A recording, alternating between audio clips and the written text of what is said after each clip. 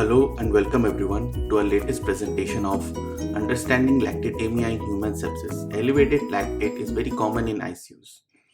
Hyperlactatemia can origin from various causes like deficit in oxygen delivery, that is tissue hypoxia, impaired oxygen extraction by the tissues, peripheral shunting, stress, and increased adrenergic stimulation. Recognition of mechanism of hyperlactatemia and acidemia could have an influence on treatment of sepsis and improving the outcome in sepsis. So to try to understand how these two are related, this study was done in the secondary analysis of the Albios trial. It was a multi-centered randomized controlled trial which was conducted from 2008 to 2012 in 100 Italian ICUs. It basically compared the effects of 20% albumin and crystalloid versus crystalloid alone in severe sepsis and septic shock. So they basically included this population and tried to extract the data regarding lactate, SCVO2 and the base deficit, and from there they tried to find an analysis between the lactate and the acidemia. Now in this they included 1741 patients out of the 1818 who were in the original study, because the data for lactate, SCVO2 and other was available for baseline for this population only. Now what were the calculation that was done? They calculated the base excess by this formula, and they calculated something innovative in this study which was termed as alactic base excess, which is base excess plus the lactate level. We will see how this was analyzed later on. Now if we come to the results, what did they found in their study? So they basically divided the population into 6 groups based on the sextiles of the lactate level. Lactate 1 was 0.1 to 1.2, lactate 2 was 1.2 to 1.8, lactate 3 was 1.8 to 2.5, 4 was 2.5 to 3.5, 5 was 3.5 to 5.6, and 6 was 5.6 to 27.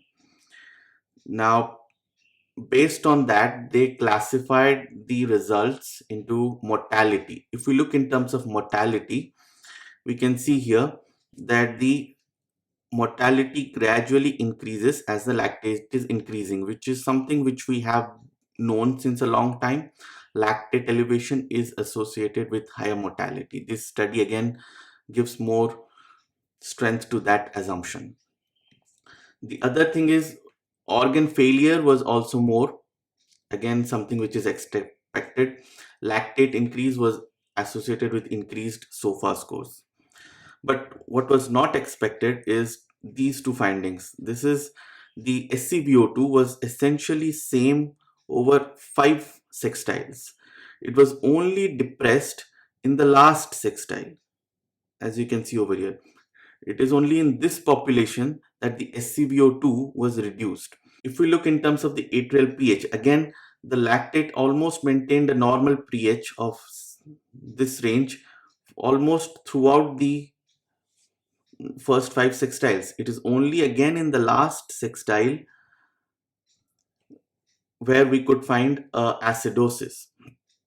So as the organ failure increased, the acidosis and the SCVO2 also were affected.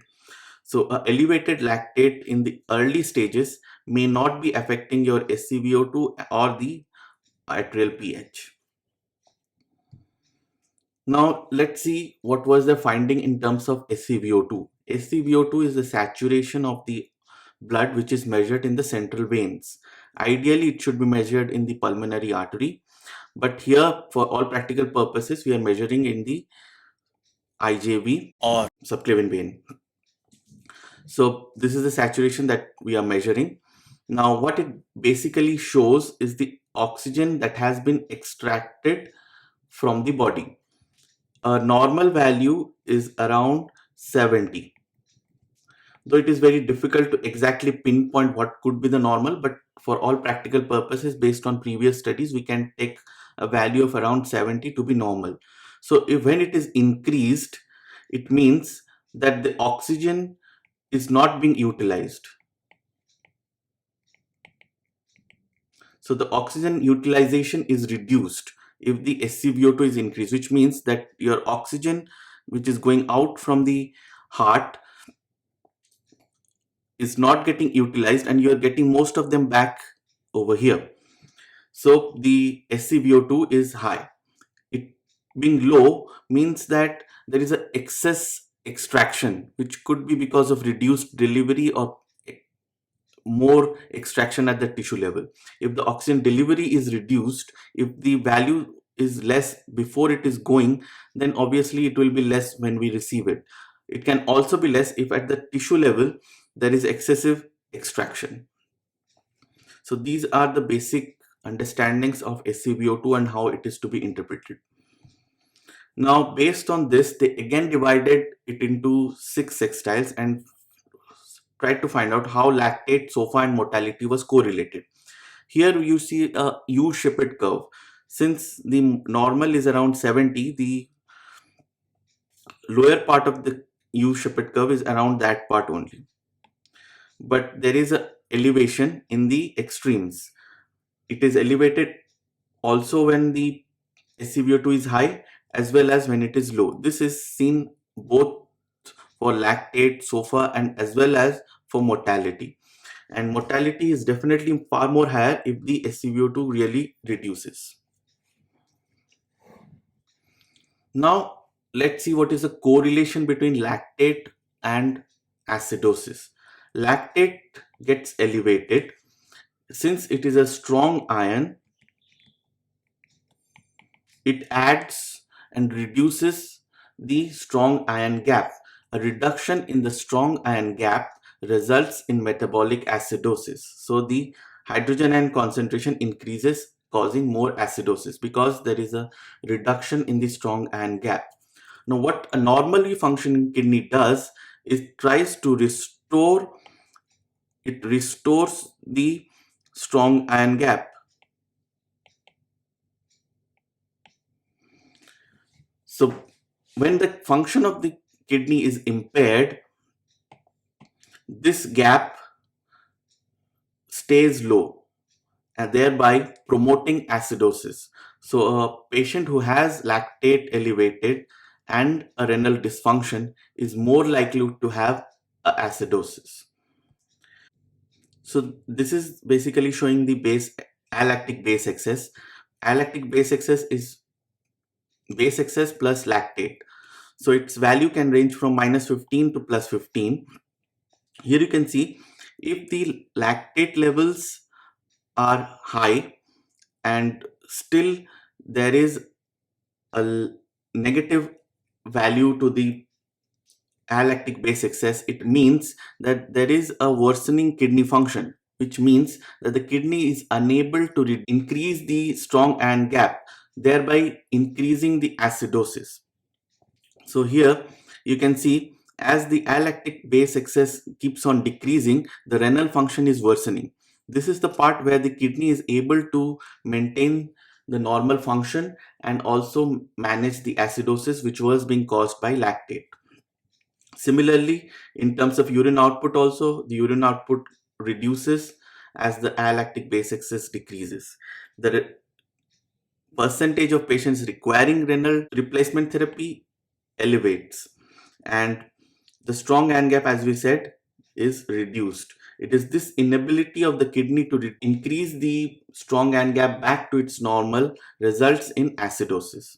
So the acidosis that is being produced in the body in case of high lactate has to be associated with a reduction in renal function. Now there is one more theory, that is the renal shuttle view. This is the latest view regarding the metabolism of glucose. Here it is said that majority of the lactate is produced during glycolysis. Very little pyruvate is produced. Even when there is aerobic metabolism, the number of lactate produced is extremely high. So the main pathway for metabolism of glucose is lactate, not pyruvate. It is this lactate which again enters the mitochondria and gets through into the Krebs cycle. Now, previously the concept was that lactate was produced only when there is anaerobic metabolism, but the new studies are showing that lactate is present even when there is aerobic metabolism. This study adds something positive to this particular theory, because here we see that even the presence of lactate, if you have a normal functioning kidney, will not produce acidosis. So to summarize, if you look at the oxygen delivery, if there is a defect in the oxygen delivery, then it will result in reduction in the SCVO2, which means that either the oxygen is not being delivered properly, or the tissue is extracting more oxygen, or there is a decreased oxygen utilization, which will result in increased SCVO2. This results in the U-shaped curve for SCVO2. Either way, in the extreme ends of this curve, you will have an elevation in lactate, which means that the tissue will not be getting the proper oxygen. So if the lactate levels are increased, it will result in a reduction in the strong AN gap and reduction in the pH. But if a kidney is functioning normally, it will restore the strong AN gap back, and you will not have an acidosis. While if the patient's renal function is not proper, then the reduced strong AN gap stays and the pH reduces. So the take home message is there are two important concepts that have been introduced in the study. The first is the concept of alactic base excess, which they are basically saying is this: you add lactate to the base excess, which means that you can have three possibilities: either it stays in negative, or it is zero, or it is going into the positive. If it is staying in the negative, it is to this side, it means that the kidney is unable to compensate for the reduced strong AN gap, and there is a persistent of the acidosis.